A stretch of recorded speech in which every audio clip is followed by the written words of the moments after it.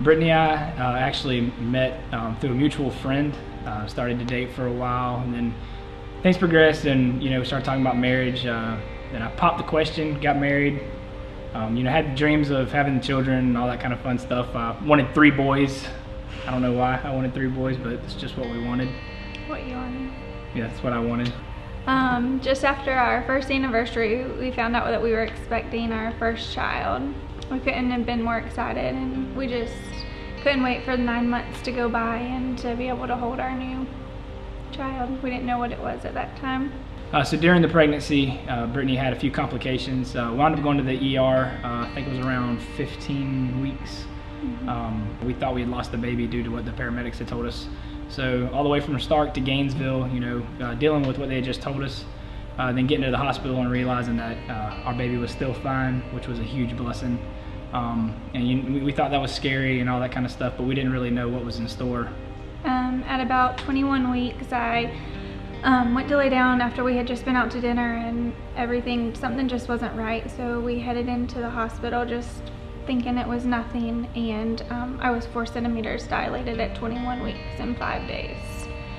We were immediately transferred to Shands and given a lot of grim hope of what was going to happen over the next couple weeks.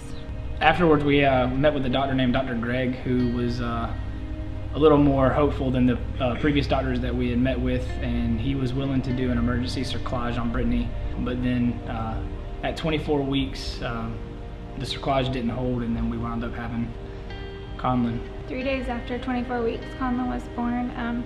He weighed 1 pound 12 ounces, and he was 14.2 inches long.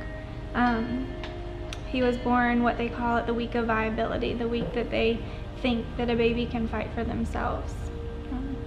And he did just that. After Conlon was born, Brittany had to stay in the OR for a little while. But then I was able to go back there and sit with Conlon and, kind of take in what had just happened and, talk with the nurses and talk to everybody about the different percentages and, the things and what to expect about the emotional roller coaster of being in the NICU. And that's the one thing they described to us, is that it's definitely a roller coaster. There's days where things are going good, and there's days where things are not going so good. And we would soon find out that was exactly how it would go. After about the 3rd day, Conlon took a turn for the worse. He had to be put on a different kind of ventilator because he was not taking any breaths for himself, and his health was slowly declining. It would take about 48 hours, and Conlon would quickly turn around again. And from then out, we spent the next 89 days in the NICU. Just watching Conlon fight for his life. We were so blessed that he defied every odd. He didn't suffer from any eye complications or hearing complications. He didn't have any surgeries. His major issue was just remembering to breathe, which I know that sounds like a big issue, but it could have just been so much worse, and we were so blessed. After a total of 101 days at Shands, we came home. Conlon was on full monitors and oxygen. It was difficult coming home. It was kind of bittersweet. We were definitely happy to have our son home, but we had spent Thanksgiving, Christmas, New Year's all there at the hospital with the nurses, and he had a core team of nurses that we got really, really close with. And so it's kind of become like your family. So we hung out with them every day and talked with them, and they took care of our child like it was their child. And so we got really close. So it was a bittersweet time going home, but we were definitely excited to get home. I guess as a little girl, when you kind of think about the picture of your life, you just think about getting married one day and having this family and that everything's going to be perfect.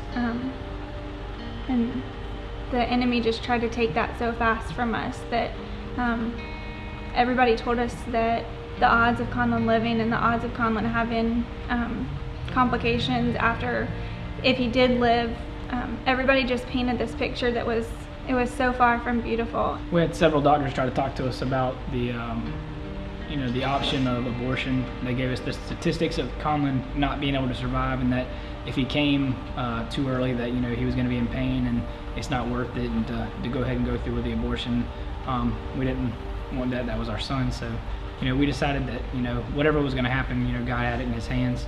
So we decided to keep on, and we're definitely glad we did, because God has really blessed us with an awesome son. We decided from the beginning to share our story, that Ryan and I knew we couldn't do it alone, and we couldn't do it without God's help, but we couldn't do it without God's people praying for us, and so we decided from the beginning to just share our story. People has heard Conlon's story, and they've heard how God has used him and used his story, and it's really been awesome. We've actually been able to start a ministry in the NICU, and due to the fact of the relationships that we made while we were there, they're very accepting of us coming in and sharing Conlon's story and sharing Christ with other people. Our NICU ministry is called Miracles Happen, and we provide support for the families that are in the NICU. We provide gifts for the families that are there. We have Facebook and email and webpage that they can contact us through. So it's just nice to be able to stay in touch with those families and be support to them when some of them don't have all the support that they need. After Conlon, we decided that we wanted to try to have another child.